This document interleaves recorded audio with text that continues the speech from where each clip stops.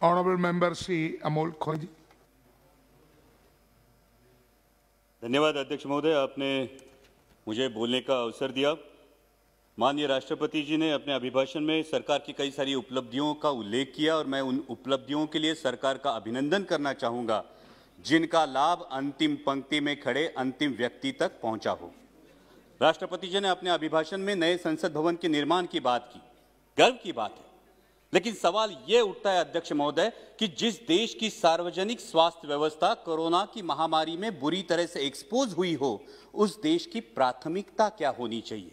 नया संसद भवन या हर जिले में हर संसदीय चुनाव क्षेत्र में एक सुसज्ज अत्याधुनिक सार्वजनिक अस्पताल? देश की प्राथमिकता को नजर रखते हुए सिर्फ 22 एम्स से कुछ नहीं होगा।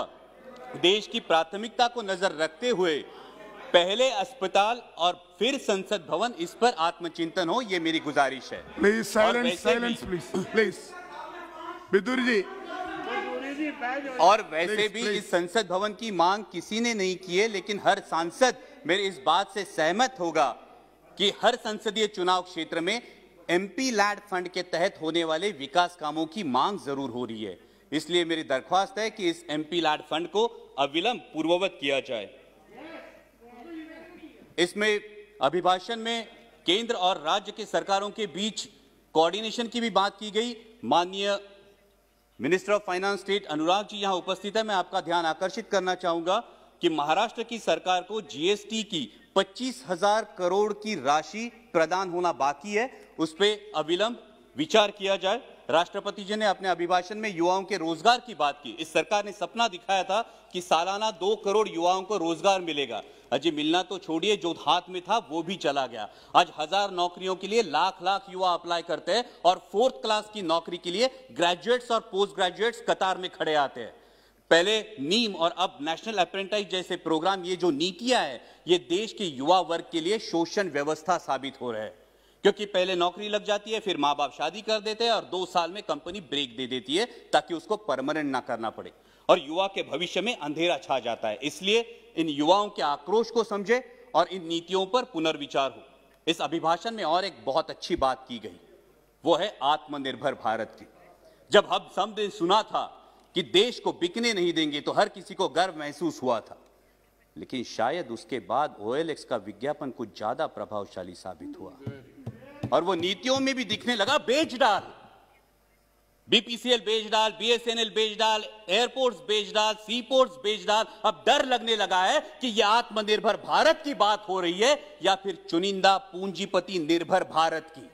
मैं सचेत करना चाहूंगा कि इस प्रकार से मुक्त अर्थव्यवस्था के आड़े में अगर हम क्रूनी कैपिटलिज्म को बढ़ावा देकर देश के संसाधन चुनिंदा पूंजीपतियों के हाथ में सौंप दे तो देश की आने वाली पीढ़ियां हमें कभी माफ नहीं करेंगी। इसमें राष्ट्रपति जी के अभिभाषण में किसानों की योजनाओं की बात की गई, लेकिन आज जो हमारे अन्नदाता, हमारे किसान भाई दिल्ली की सरहदों पर आंदोलन कर रहे हैं, जिसमें 200 से भारतीय, मैं भारतीय कहूंगा, 200 से भारतीय शहीद हुए, उनके प्रति कोई संवेदना इस अभिभाषण में नहीं दिखाई दी। यह आश्चर्यजनक है। गणतंत्र दिवस पर जो घटना घटी उसकी आलोचना अभिभाषण में हुई। हिंसा का कोई समर्थन नहीं हो सकता, ना ही होना चाहिए, लेकिन उसके उपलक्ष्य में, sir please let me continue, हिंसा का कोई समर्थन नहीं हो सकता, ना ही होना चाहिए, लेकिन उसके उपलक्ष्य में इस किसान आंदोलन को बदनाम करने की जो साजिश रची गई वो निंदनीय है। पहले बताया गया कि सिर्फ पंजाब के किसान हैं, फिर बताया गया कि ये तो आड़तीय है, फिर बताया गया कि ये खालिस्तानी है। Please sit down. Bidur ji, honourable member Bidur ji, बैठिए। Bidur ji please take your seat. Bidur ji, honourable member please take your seat. So please bring house in order. Why you are angry? Sir अगर you sit down there. Sir अगर ऐसे बोलेंगे, कल इनके नेता भी बोलेंगे, तब हम बीच में चलाएंगे, फिर अच्छा होगा सर। No, why? ये जानबूझ के है। Whenever you, Bidur ji, whenever you will speak, at that time, That time you can tell everything. Why you are stand up every time? Thank you sir. Please. Sir, गणतंत्र दिवस में जो घटना घटी उसकी आलोचना अभिभाषण में हुई। हिंसा का कोई समर्थन नहीं हो सकता, ना ही करना चाहिए, लेकिन उसके उपलक्ष्य में इस किसान आंदोलन को बदनाम करने की जिस तरह से साजिश रची गई वो निंदनीय है।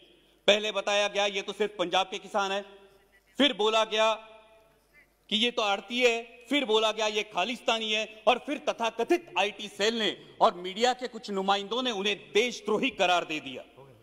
मैं पूछना चाहूंगा कि सर, जो बाप अपने 18 साल के नौजवान बेटे को बोलता है उठ तुझे फौज में भर्ती होना है, तूने बेल्ट की नौकरी करनी है, जो मां अपने बेटे को बॉर्डर भेजते हुए बोलती है कि अगर दुश्मन ने देश पे गोली चलाई तो तूने अपना सीना आगे कर देना है, तो वो देशद्रोही कैसे दिए जाते हैं?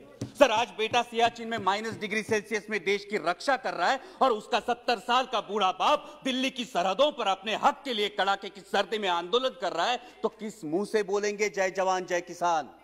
और सर, आज तो देश को 2 नए शब्द मिले हैं, उसमें से एक है आंदोलन जीवी।